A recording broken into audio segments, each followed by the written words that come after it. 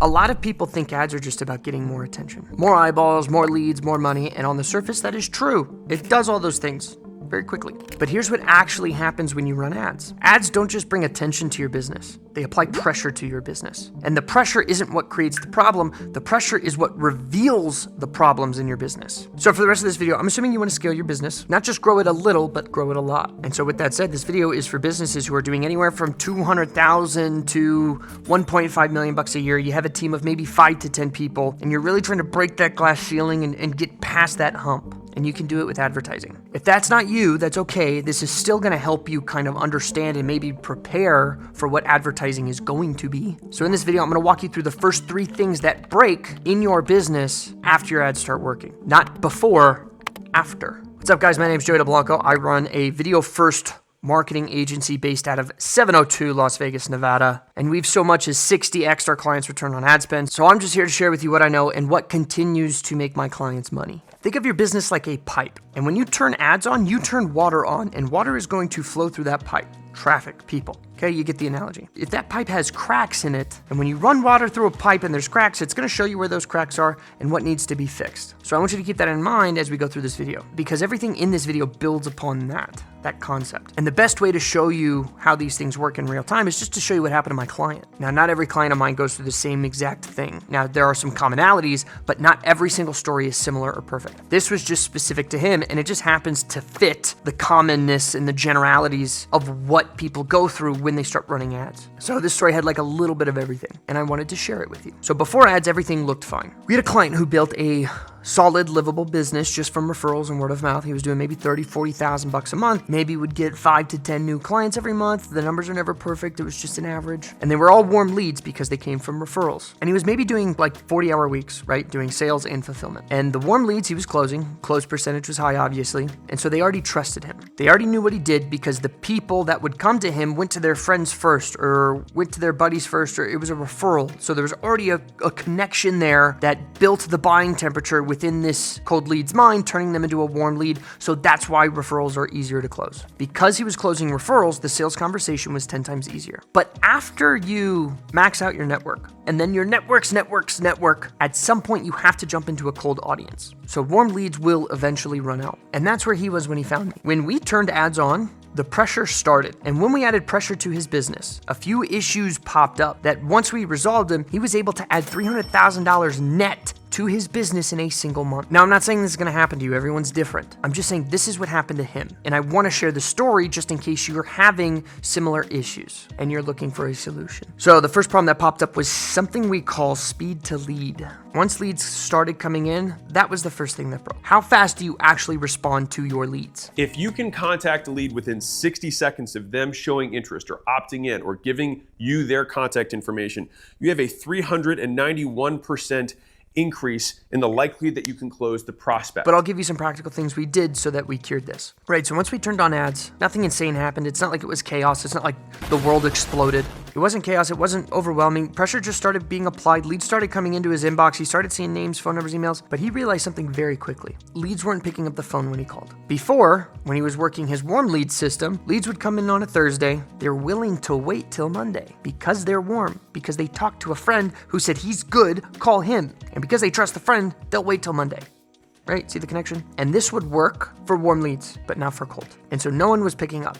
Why? The reason why is because ads changed the type of game he was playing. They didn't trust him, they didn't know him, they didn't like him, they didn't have a reason yet other than seeing the ad. All they did was click the ad, fill out a form, and then they went right back to scrolling on social media. So when he waited a couple days to call them back, that touch point wasn't enough to get them into a call. And it's not because leads were bad, it was because cold leads forget fast, especially with advertising. So the thing you need to do to cure that issue, leads not picking up your calls, is call them within 60 seconds. The reason speed to lead matters is because with advertising, you don't get time, you get a window.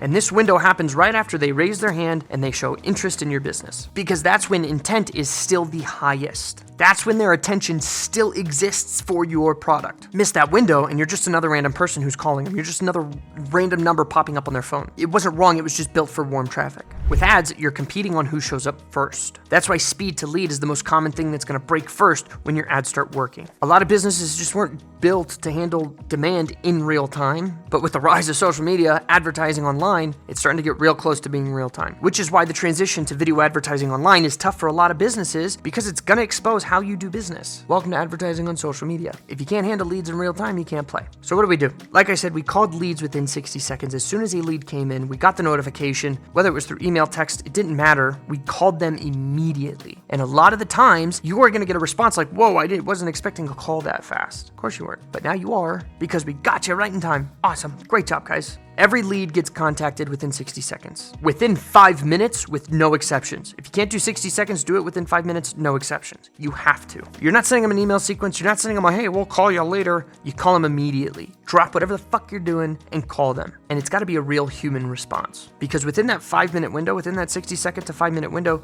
you're not really competing yet, you're just showing up. And in order to do that, a few things had to be possible. One, somebody needs to own the very first response for a lead. In this case, it was him. He was responsible for responding to leads within 5 minutes, no matter what. That was his thing. There was no debating. It was just a non-negotiable. It wasn't me, not his niece. If a name and number came in, he dialed it immediately. Hey, this is Eric. I saw that you filled out one of our Facebook ad forms for XYZ Business. Does that ring a bell? Oh, dang, you guys are fast. I wasn't expecting a call that quick. Well, we do our best. How can we help you, man? Boom, lead's yours. You have their utmost attention. They are not talking to anybody else. That's how you compete. Number 2, and this is something people don't like. He needed to be interruptible, at least for the first month or two, until he could hire this part out. He had to be ready to respond when leads came in, because leads don't show up on your schedule. They show up on their schedule. And this is the hardest shift that people need to make. You are in a service business. You are serving. And that means giving them the time you don't want to give them. Serve. And the reason this was the hardest shift, not because he didn't care, it was just uncomfortable. He had built a business that worked around his lifestyle. Ads broke that comfort. And here's the thing most people don't like to hear is that growing a business is not comfortable. It's not always fun.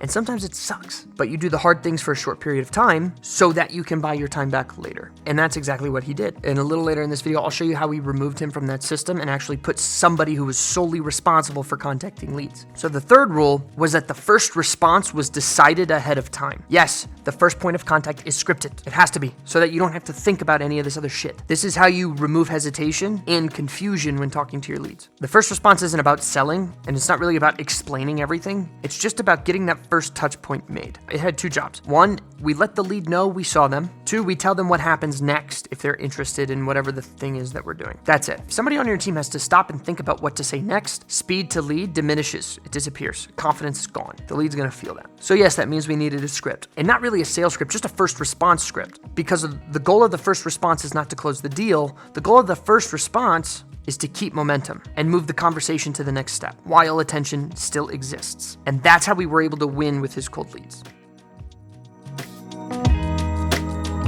Once speed to lead was fixed, now it was just about filtering through all of these leads to find the ones that we can actually help, the ones that are qualified, the ones that will give us money for our service. These weren't warm leads, they don't know the process, they don't know if they're a good fit, so they had questions. And unlike referral leads, there was no work friend or contact that they could talk to about this. Just an ad and some comments on that ad. So they're skeptical is my point. That meant every single lead now needed to be qualified. The reason qualification is necessary is because some leads were good fits, some weren't. And he couldn't help everybody. So we had to clearly define what made somebody qualified to do business with my client. We had to figure out what that looked like. At first, we solved this by building qualification questions into the first call. So during that first touch point, that first call, he would ask them questions designed to quickly determine whether or not this is going to be a right fit. And in order to do that, you need to know who you can help, which is why this is for businesses who are doing $200,000, $1.5 million a year, because they've already proven that they know they can solve a problem for a specific type of person. So the reason why qualification became the bottleneck is because qualifying a prospect takes time on that call, 5 to 15 minutes. But when you're dealing with 1,000 leads, that's 1,000 15-minute increments